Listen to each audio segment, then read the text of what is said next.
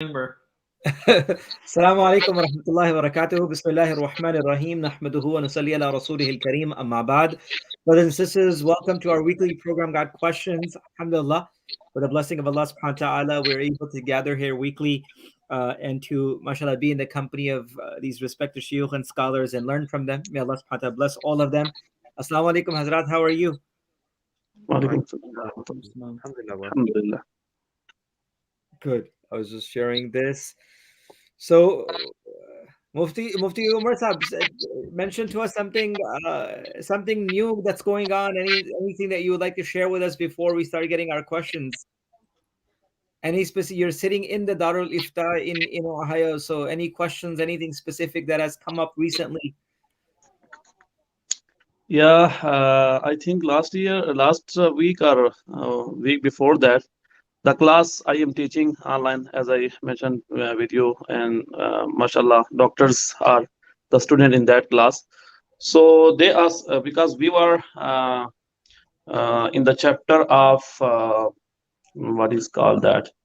Even though we are in Tahara, but some Masail was regarding the human body, and so then they asked the question about the transplantation. So that was interesting thing. I studied some papers and some books about that. That was a new question over here. Question. What was it about? Transplantation. Human parts transplantation, like kidney and heart, and Okay. Transplant. Yes. Okay. So transplantation is not correct word. Maybe Mufti Abdullah is the master in his English. I think transplant would be the word, but that. So what is the ruling, Mufti Umar Saab? So basically, there are different types. Like one of them is like when you give your kidney to someone, and one liver. I think a part of liver is given by sometime it is given. And this is one scenario in which a person is alive and he gives a part of his body to someone. He donates basically. And another scenario is when you make a will that when I die, so if any part of my body can be used, it can be taken and it can be donated to someone. So the majority of the scholars, they have the opinion that one cannot donate his body parts, especially when make the will that after my death they can be given to someone. So majority of the scholars, they say that it is not allowed. And the same fatwa is about the other body parts when a person is alive. But there are some other opinions as well, like Majma al-Fiqh al-Islami, Jeddah, they issued a fatwa regarding that. If a person, for example, gives a part of his body which is not like on which the life of that person is based, means like if you give your one kidney, you can live with one. So in the same way, if you give a part of your liver, you can function. So they give the fatwa, if this is the situation, then a person can donate such kind of part of his body. And the second thing about what I said, that if a person makes a will that if I when I die, so my this and this part can be taken away. So they issued the fatwa about that. It is allowed with certain conditions, but the majority of the scholars, especially the scholars of subcontinent, they have the opinion that it should not be allowed, because if we allow it, it might be a commercial thing. So there are other details, but That's really interesting, and I think things that come up all the time. Has that one quick question that came 2 times this week from 2 different individuals with regards to miras and inheritance, and the question was that husband and wife are co-owners of a property. They are both on the title of the house, or they are both on the name of an account, even though one partner is the provider, or a person is participating in providing for the finances of that, but both of them mutually agree upon having their names either on the account or the house itself. Is it possible for them to write a clause within their own in their wasiyat Islamic inheritance, that when one of the partner becomes deceased or passed away, only the portion from the deceased portion, meaning half of it, should be distributed, and the half that is the ownership of the other partner should not be touched? Is that something that is possible, allowed in Islam for them? Bismillah ar-Rahman ar-Rahim. The second question, the first question should be asked is, or the first thing that would be analyzed is who's the owner of the house. Is the if you said there's both of the spouses, for example, normally, for example, the husband purchases the house and puts the wife's name there as well, but the wife is not contributing, the wife is not doing anything. So the first thing to be considered is the wife an owner, or is she just there for formalities or for legal purposes? If she is the owner, then there's no need for the husband to even mention anything. When he passes away, only his portion, his share, 50%, would be distributed, and her share would belong to her. And she would also receive a share from the husband's portion. But that's if she is an owner. If she is not an owner and the name is only there for legal purposes or for any other reason, then that such a clause cannot be made. The entire house will form as part of the estate of the husband or whoever the owner is, and will be distributed to the heirs accordingly. Can For can a you bank also account, something similar. Sometimes we have in bank accounts, the one person may add another person, but for the purpose of using, not for ownership. So in such a case, also the same ruling would apply. Nothing belongs to the wife or to the other person. It would belong to the person that owns it actually. Can you also explain what it means by being an owner? So you said the husband and wife are there. They're both on the papers, but the husband is the actual owner, or the wife is the actual owner. Can you explain what that means? Sometimes for legal reasons, the name is added. When we say owner, it means that both of them have equal share, or depending on the share percentage, they're both owners of it. They both have rights to it, claims to it. It's not just on paper. From the Sharia perspective, Mhm. how would you? My question is, from a Sharia perspective, how do you how do you determine who an owner is, and what are the rights of the owner? Go ahead, Mufti Prab. I was just going to ask one thing added to Mufti Abdullah Saab's, and for a little bit of clarification, was that with regards to, in usual terms, the owner would be considered as someone who is the contributor, or a person who has willingly or completely paid for something. So, for example, in this situation, one spouse was the contributing partner, but they both mutually sat in front of the attorney or the notary and said that even though only one spouse was paying for the contribution, but we willingly accept each other as have owners of this property, and we would like this to be, is it possible to have a clause like that? So if that took place, then that's him gifting her half of the estate or half of the house. And if she accepts that and she takes possession of that, then that's fine. She would become owner of half of the house. But if it's Jazakallah. just a clause that's mentioned, but there was no formal gifting of the house or half of it, then Right. that would not count for ownership. And a lot of time, Mufti Sahib, it happens is that people say, "Oh, when I die, I would give this portion." So the transfer of ownership has to take place before the demise, before the passing away. Correct. Anything that's mentioned in the will, if it's mentioned to an heir, or if it's if someone makes a wasiya for an heir, then that portion or that wasiya would be invalid. Wasiya can only be made for those who are not already receiving a share by Allah subhanahu wa ta'ala. So for example, if someone makes a wasiya for his son, for his daughter, for his wife, then that would be void. We would not act upon that. Jazakumullah khairan. Sister Noshi goes, Assalamu alaikum. Can you give? Can we give our zakat or sadaqah to Islamic school?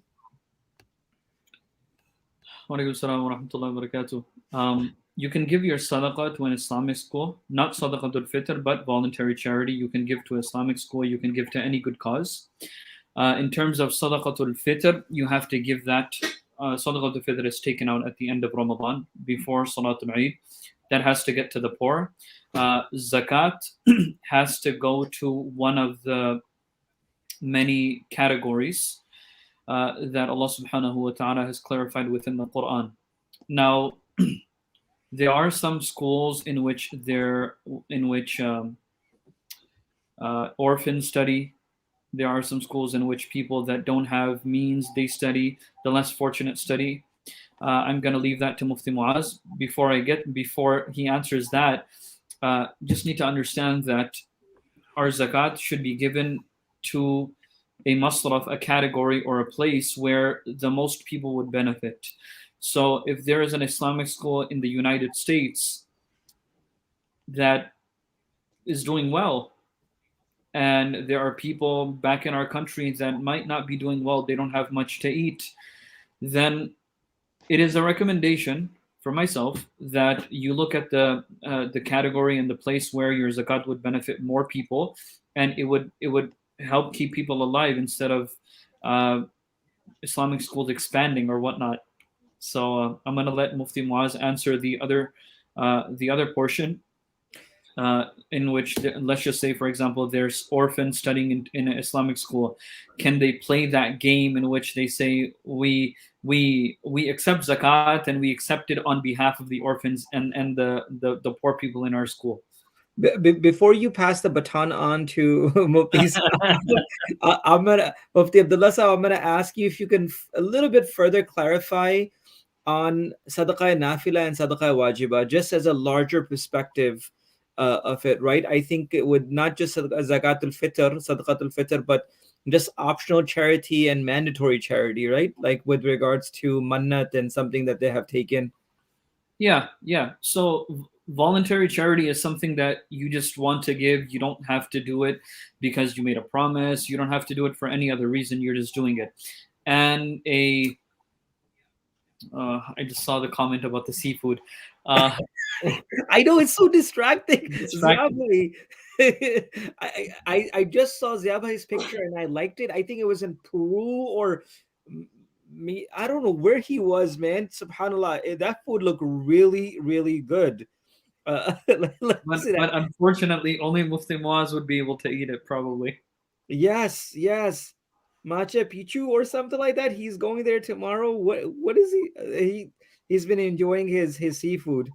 That was the seafood I was talking about. Zava, I hope you're safe and healthy in your journey. May Allah subhanahu wa ta'ala keep you safe and protected, inshallah.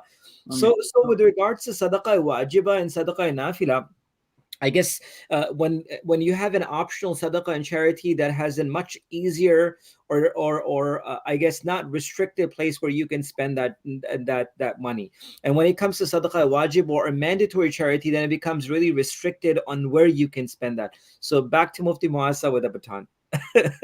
So can you give zakat to a school? The principle is no. A school cannot receive zakat.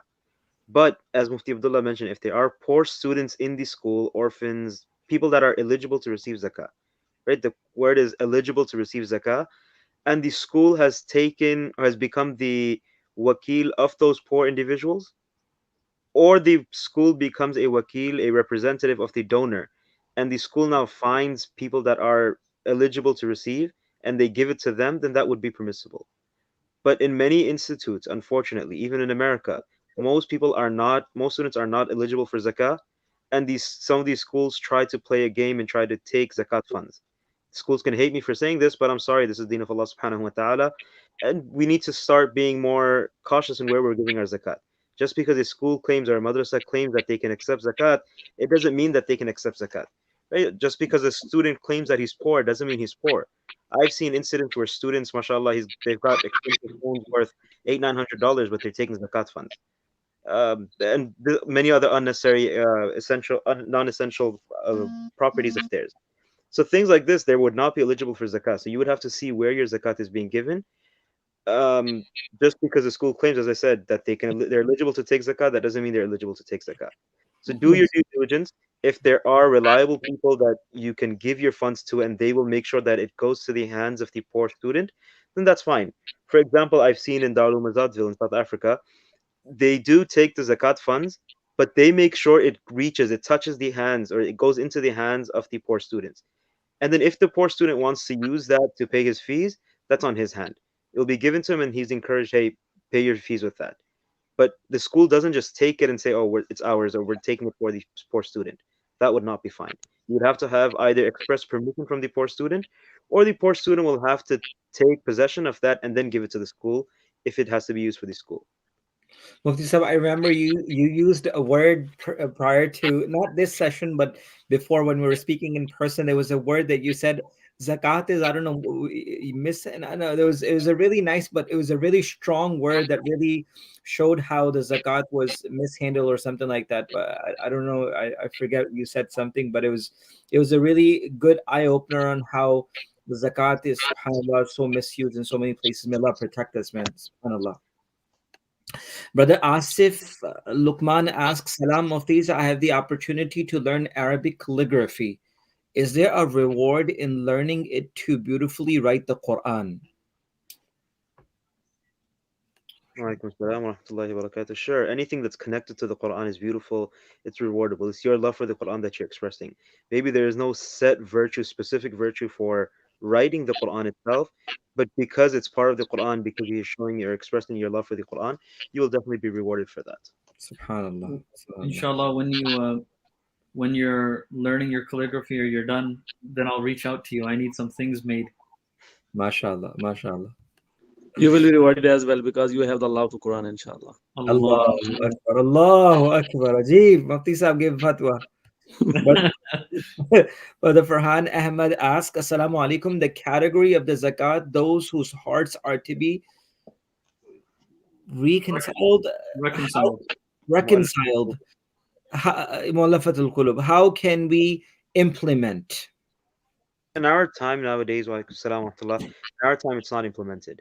We don't have or those are usually applicable when we have a Darul Islam, an Islamic state, and the Khalifatul Muslimin, he takes care of that, he handles that. But in our time, it would not be applicable. In our time, from the different categories, you would give it to us, just a few of them. Most of them, a lot of them are not there. Mufti Sahib, even with regards to amilin and stuff like that, right? There has to be conditions of amilin, people who are collecting zakat, because now there are corporate six-digit salaries on just collecting zakats. And forgive me, but that's the reality, that this is the haqq of so many people across the globe who are in need. I know these brothers are doing an amazing job in collecting funds and getting it to the right individuals. But to consider it as amilin, where do we stand? Islamically, for a person to qualify as an amil, he has to be hired by the Islamic State. If he is not hired by the Islamic State, then he would not be considered an amil. He'll be considered a volunteer. And we don't have an Islamic State, so all these organizations, welfare organizations, relief organizations that collect funds, zakat funds especially, they are not eligible to take a single cent from these zakat funds. Unfortunately, most of them do. They take 12, 13, 26% even. Local ones that we see here in New York, big ones. I remember 5, 6 years ago when I spoke to some of them, the CEO of one of the famous organizations in New York City, he was receiving $150,000 salary every year, taken from zakat funds. And that time the average salary was about 55, 60,000 only at max. So this guy was making $150,000 by running a welfare organization.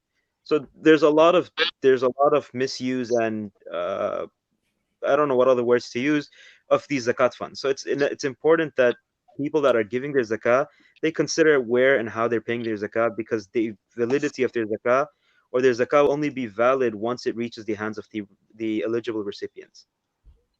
So if someone is looking to donate to an organization, they can do two things. Number one is you can either donate to an organization, give your zakat to an organization, welfare organization that has a 100% zakat policy.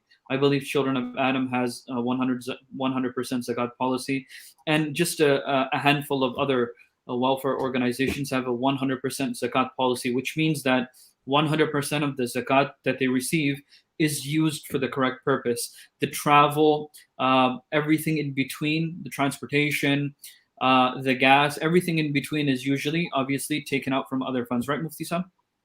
Yes, so the 100% zakat means 100% zakat for the benefit of the beneficiaries. Yes. Okay. Meaning there's no salaries, nothing like that taken from the money of zakat itself. All of the zakat itself, money itself, is utilized for the direct benefit of the beneficiaries who are zakat eligible. And that's It's the very, first very tough. It's very, very tough, subhanAllah. because you do have to take out from operating expenses to fulfill this zakat expense, right? Yes, yes, it's tough sometimes when you have, like, for example, we're doing a hoodie we were doing the hoodie distributions in Afghanistan and in India. Now you have to transport those hoodies in a truck from one place to the other, and those truck drivers are working and they're not zakat eligible, or you cannot pay them for that, so you have to even factor those small little points because they all make a big difference. Exactly. That was my point. Yeah. So alhamdulillah, you just explained it. So look for an organization that has 100% zakat policy, or the second option is whichever organization you want to donate to. You want to donate to zakat.com or whatever.com you want to donate to. Oh, Look, there is something like that. I believe so. Look at their zakat policy. I believe they a lot of the websites they say that our our expenses are taken out from the zakat what is it called, it from the zakat account, and it's 15 or 18% or 9% or 10%. Some people told me it's up to like 20-25%, which is ridiculous. And how much? I've seen 26%, and these people did not mention it to anyone. La hawla wa la quwwata Go illa into billah. Google and the insiders' information. That's when you find out 26% being taken out. So if an organization has a 20% expense that they take out from the zakat account, you have to factor that into your zakat. If you're paying $1,000 in zakat, you would have to pay $1,000 plus 20%, because you have to factor that in. Otherwise, 20% of your zakat will be unpaid. So you have both options. The easy option is clear. Even in such a case, I wouldn't suggest you go with these organizations. If they're not being responsible and reliable in these matters, I wouldn't trust them with my money. With all due respect to them. And We have where organizations that are 100%. Support them. Give an extra donation to them also, right? Just because, for example, Children of Adam is 100% doesn't mean you only give that. You should, on your own, try to give some more as donation to support them and to assist them in facilitating for your zakat to be reaching the eligible recipients. Right? They're doing you a favor. So try to, not just Children of Adam, but any organization that you're dealing with, try to give a bit more to make it easy for them, and not that they have to take out money from their own pockets now. you also have to say a disclaimer. This ad is not sponsored. It is not. It is not. I'm just kidding. I'm just kidding. This is not sponsored, guys. This is Okay. definitely not sponsored. B Meow 1314. Assalamu alaikum rahmatullah. I think that it's broken into two questions. I need to pay zakat for my father for qarza hasana. My family wants to donate 1,000 of the total back to the masjid. So do I minus this amount from all the years or just this year? My question is, do we minus this 1,000 for the current year or all the years? I don't get the question. I don't know if you guys get it. No, I don't get it either. What does it mean, pay zakat for my father for qard hasana? What does that mean? Can you just elaborate on that? Yeah, I think it might need a little bit more clarification. I need to pay zakat for my father for qarza hasana. Meaning, if someone has taken qarza hasana and they're already in debt, would they even give zakat? That's the And question. for the clarification. Yeah, I think let's wait for the clarification. Sister Noshi Ahmed asks, we try to give most of our zakat in month of Ramadan for more reward. Is it okay? I think a lot of people do that. I mean, an overwhelming amount of people pay their zakat within the month of Ramadan, with the intention that the month of Ramadan is a month of blessings. My good deeds will be multiplied up to 700 times, inshallah. So I'm gonna try to do all the good within the month of Ramadan. So there's a few things to look at. Number one is, when was the first time your zakat date came around? When was the first time zakat became fard on you? If it was in Muharram, then you cannot switch that date to the month of Ramadan. The second thing that we look at, what I mean by date is the date of calculation, not the date of paying it exactly, the date of calculation. The second thing that we look at is if it's always been the month of Ramadan, you can keep it the month of Ramadan, but you have to specify a specific date. If you've always been doing it the first of the month of Ramadan, then do it on the first, do the calculation on the first of the month of Ramadan. And then in terms of payment, you can pay that throughout the entire year until the next cycle comes in, but you should pay it as soon as possible. So if you calculate on Ramadan first $1,000 of zakat, you can pay that within the first day, within 5 minutes, or you can spread that out through 1 month, or you can spread that out through the entire year. Whatever you think it will be more beneficial to the people receiving zakat would be better. So if you know that there's a certain person that you give that you give money to, and they are zakat eligible, and they need it on a monthly basis, if you give it to them all at once, they're going to blow it. Then maybe keeping some zakat for them on a monthly basis would be beneficial. So this is different options. But in terms of date of calculation, you can there's the thing is that if your date of calculation was a different date other than Ramadan, then you have to keep that. You cannot switch your date of calculation. But if you've always been calculating the first of Ramadan, then obviously it's going to be difficult to backtrack and see when it was. So you can simply do the first of Ramadan or whichever date of Ramadan that you would calculate on. And then in terms of payment of zakat, you can do that whenever before your next zakat calculation date. So, Mufti Wasab, you were going to say something? Adding on to that, if your zakat date is some other time, for example, maybe in Rajab or Sha'ban or any other month besides Ramadan, but you want to give it in Ramadan, you can still do that. This would be an advance payment, but you should, when the date comes itself, recalculate your wealth and see how much was given and how much was remaining. If you gave less, then give the difference. And if you paid more, then consider it as nafil, or you can count it as zakah for the following year. So better to set one specific lunar calendar date to be the date of your zakat. Not better, necessary. Necessary to set one specific lunar calendar date as that, and then a person may give it whenever appropriate or needed, but they would have to audit themselves with the entire wealth on that specific date to see how much they have to give. I think this is the brother or sister gave a clarification. Say it again, Musab. Sorry. Choosing the date is only for those who don't recall what their exact zakat date was. Right. If someone recalls their zakat date, or they become, they reach a zero again, and then they restart their thing, then the first time they receive nisab would be their zakat date. I think it's important that maybe, Musab, if your time allows, both of you, Hazrat, maybe in March, before April, before Ramadan, we can do like a zakat workshop, maybe like a town hall. I think we should do it in all three masjids, if the third masjid allows it. Inshallah, inshallah, Selden should be good. I think ICLI should be good as well. Let's do it. We can like rotate masjids and we can do something like that. We'll talk about it. Hamza or somewhere else. Let's do it. All the masjids. We can do it in few masjids. Inshallah. All the masjids. What are we on tour? Let's do it. I think so. I think let's do it. Zakat tour and take a fee for Amilin.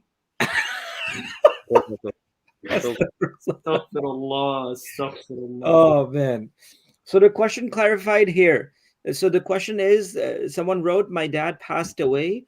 The qarza hasana has been 10 years so far to a masjid. So the father gave qarza hasana to a masjid. I was told zakat has to be paid on this. We weren't sure if he paid. So we want to pay all the years. Okay, now it makes a little sense. Okay, so we understand that it's been 10 years since your father gave the qard, to the loan to the masjid, and he passed away recently. So these 10 years were during his lifetime. May Allah subhanahu wa ta'ala grant him Jannatul Firdaus. So that money was zakatable.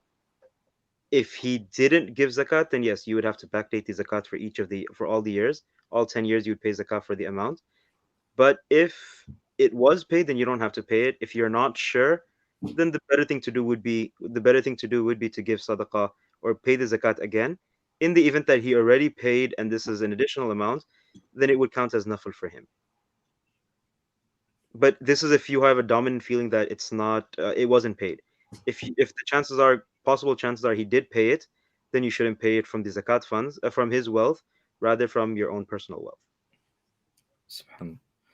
Jazakumullah khair. The statement already came. Don't forget Hamza, please. We got it. Inshallah. We'll consider that as Mufti Muazzab's local area because Yo, that's near him or something. Oh man. But Saad Khanzada asks, Salam, I currently live with my parents. I have very little money at this time, not enough to be independent, but I have a small amount of money in my bank. Do I need to pay zakat on it? Depends on how much money you have, right? So many people have this notion that I'm not working, so I don't pay zakat. Or I'm not independent, I'm not living alone, I don't pay zakat. Zakat is due on any baligh person that possesses the minimum nisab threshold, which I believe is about 400 something dollars today, right? If you have that much money, whether it be in cash, uh, crypto, savings, bank account, any investments, then you have to pay zakat on that. Right? Most people actually qualify for this. Most people in America have $400 or $500 lying around, or they have that much cash with them. Right? Even the change that you have in your car, those quarters that you have to pay the meter, that is calculated in the zakat as well. So if you have the nisab threshold, I'm not exactly sure the exact value today. 456.16.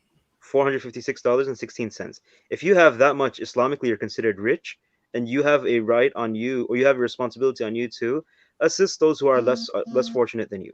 And it's not much, right? 456.16. It's only 2.5% of that. So if you have $500, only 2% of that. It's very small, a very limited amount. Subhanallah. Jazakallah khair and Jazakallah khair. Oh, the question is if my family wants to do, is that a follow-up question or is this the same question? The follow I think it's a follow-up question. We didn't answer that. If my family wants to donate $1,000 and the total amounts, so I minus this from the year or the total. So if he's passed on already and the family wants to donate this from the estate, then you would have to see a few things. Is every single person from the heirs willingly giving that away? If they are willingly and happily giving it away from the estate, then that's fine. But if one person objects, then you cannot give it from the estate. Everyone or whoever wants to, they can give it from their own wealth, from their own money.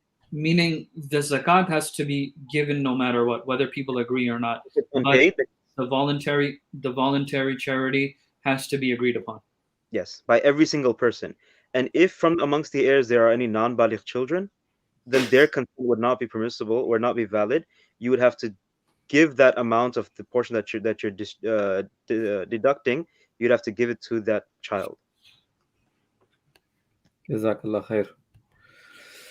What if I qualified for zakat but missed the 1 year date but can still give the zakat late? Am I still sinful? I just found out this right now.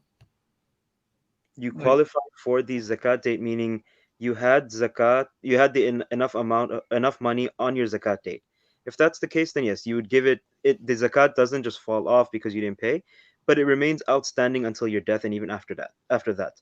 So whenever you get the chance, or now you give it away, and you give that amount in zakah, and you make istighfar. Inshallah, Allah subhanahu wa ta'ala will forgive you. You didn't know. Okay, do we minus the 1,000 from the 10 years or just this year? So that, I believe they're trying to ask, can we take $1,000 out, give it to the masjid, and then on the remaining we want to calculate zakat? If that's the question, then no, you cannot deduct the 1,000 voluntary charity that you want to give to the masjid from the calculation that you will make of zakat. You will calculate the zakat. Sorry, go ahead. The question says they want to donate 1,000 back to the masjid from the qarz hasana, meaning the amount that was loaned, they want to give $1,000 to the masjid. So that amount now cannot be given immediately unless there's, as we said, consent of every single heir, provided that there are no minors. In regards to zakat, that 1,000 will still be calculated in the zakat, because the intention is not from the person, or it wasn't given away in the lifetime of your father. So you would consider that, or you would include that in the zakat calculation. So, Brother Khan, Saad writes, Zakat very informative. Current number is 456. Yes, that's for today. It fluctuates every day, right? That fluctuates every day. So it goes, if someone owes us money and they don't pay, do we pay zakat? If someone owes you money, then there are two things you can do. You can pay it annually, or you can pay it once you receive the money and then backdate it. So there are a few types of debts. I don't think we have time for that now. But simply put, you can either pay it on a yearly basis, or you can hold on to it till you receive it. And when you receive it, then you backdate it for all the years that you had to pay it. Hmm. That's amazing. Mufti Abdullah Sahab, what would be a good time for you? Friday, Saturday for Selden to do a zakat workshop in March. So I'm gonna be back like Let's March let's let's 12th. let's let's run some numbers and see when we can do it. Inshallah, we'll do it in all the masjids. Inshallah, Yeah, definitely, inshallah. as Let's many as we can. combine a few. Combine a few, yes, inshallah. So I guess this is khair. A lot of questions zakat because Ramadan is coming close. MashaAllah, people have a lot of concerns and questions as well. But Allah subhanahu wa ta'ala accept, inshallah. Or maybe we can just do the FAQ with regards to Ramadan as well. A lot of time people have questions with, injections or IVs or with diabetics and eye So both. drops, drops. Sorry. So both. So within one workshop we have zakat and the fiqh of fasting. So Sudoshi is ahead of all of us. She's like, when can we schedule Hamza Bashir?